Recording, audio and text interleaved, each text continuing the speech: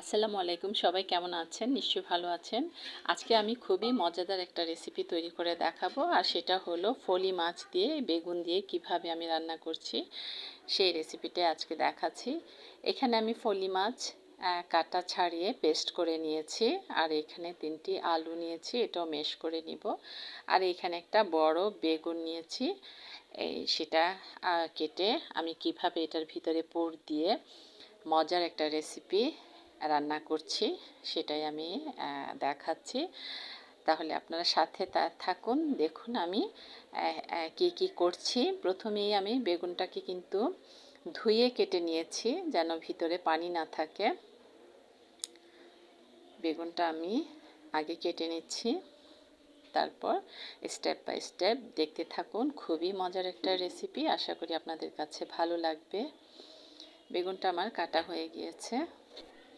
পরবর্তীতে আমি এটাকে মাঝখানটা গোল করে কেটে নিব, যে কোনো একটা কাটারের সাহায্যে, বা এরকম যদি স্টিলের গ্লাস থাকে তাহলেও এইভাবে কেটে নিতে পারেন, বা ছুরি দিয়েও কেটে নেওয়া যায়।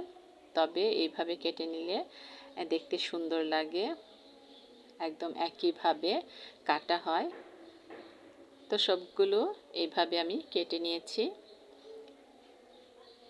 সবগুলো কাটা হয়ে গিয়েছে। এখন আমি যে পেস্টটা তৈরি করব সেটার জন্য প্রথমে আমি কাঁচামরিচ কুচি করে নিচ্ছি।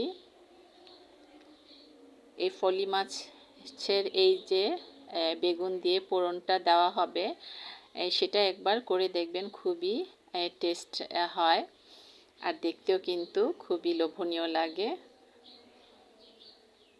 তো দেখতে থাকুন, আমি এক এক করে সবগুলো কিন্তু একদম কুচি করে নিচ্ছি। আমি এখন যে পুরটা তৈরি করব সেটার জন্য কাঁচামরিচ, ধনিয়া পাতা, পেঁয়াজ কুচি করে নিচ্ছি, সাথে একটা টমেটো কেটে নিব।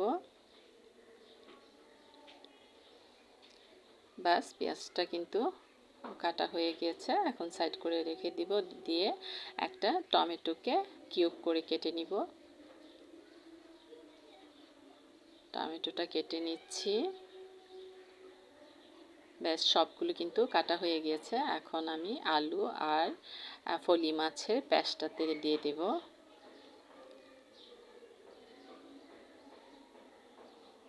বাস, দিয়ে এটাতে তেমন কোনো মশলা কিন্তু আমি দিব না, তারপরেও কিন্তু খুবই টেস্ট হয়। এখানে আমি প্রথমে দিয়ে দিচ্ছি লবণ, আন্দাজ মতো লবণ দিয়ে দিব। তারপর দিয়ে দিচ্ছি ভেজিল পাউডার, যেটা দিলে মাছের কিন্তু আষ্টে গন্ধ থাকে না, গোলমরিচের পাউডার আর চিলি ফ্লেক্স। বাস, এইটুকুই কিন্তু মশলা যাবে, আর অন্য কোনো মশলা দিব না। যেহেতু মাছের ফ্লেভারটাকে দূর করার জন্য আমি ভেজিল পাউডার দিয়ে দিয়েছি, অন্য তেমন কোনো মশলা লাগবে না।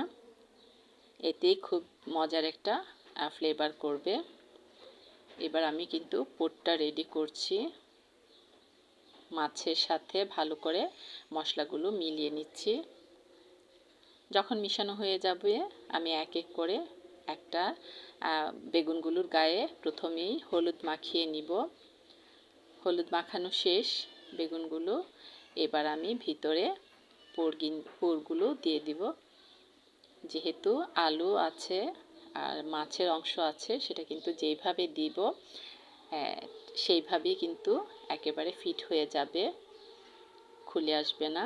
এইভাবে চেপে চেপে পুরটাকে আগে ভরে নিব, তারপর উল্টা পাশটাতেও একটু চেপে দিব, তাহলে কিন্তু পুরটা আর বের হয়ে আসবে না।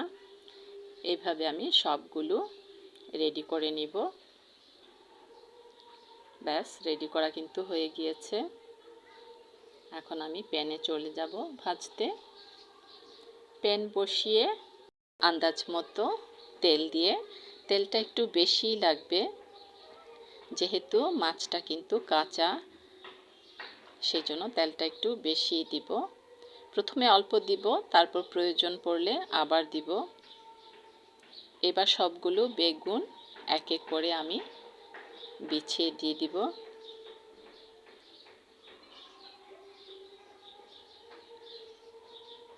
বেগুনটা দেওয়া শেষ হয়ে গেলে কিন্তু আমি ঢেকে দিব। আর আঁচটা কিন্তু খুবই সামান্য রাখতে হবে। আর কতটুকু মাছের অংশ বাকি ছিল সেটা দিয়ে আমি একটা চপের মতো করে নিলাম। এখন আমি ঢেকে দিচ্ছি।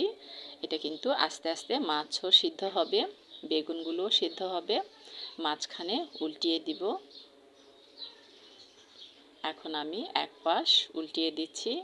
সবগুলো উল্টানোর পর আবার ঢেকে দিব, যতক্ষণ না বেগুনটা একেবারে সেদ্ধ হয় ততক্ষণ পর্যন্ত কিন্তু চুলার আঁচটা কমিয়ে এইভাবে উল্টিয়ে পাল্টিয়ে ভাজতে হবে।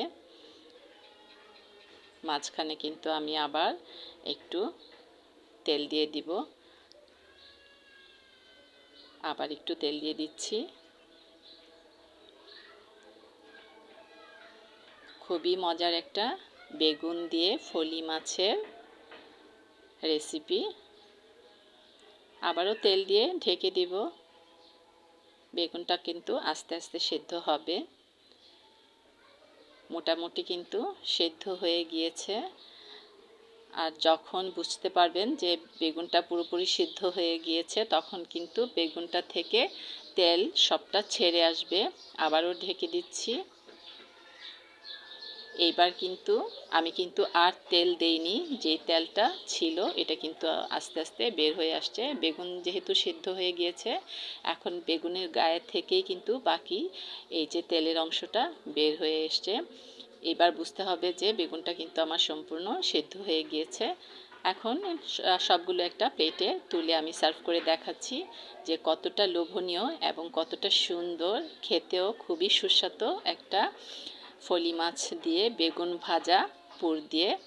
আশা করি রেসিপিটা ভালো লাগবে, দেখতেও সুন্দর, খেতেও সুন্দর। একবার ট্রাই করবেন। আল্লাহ হাফেজ।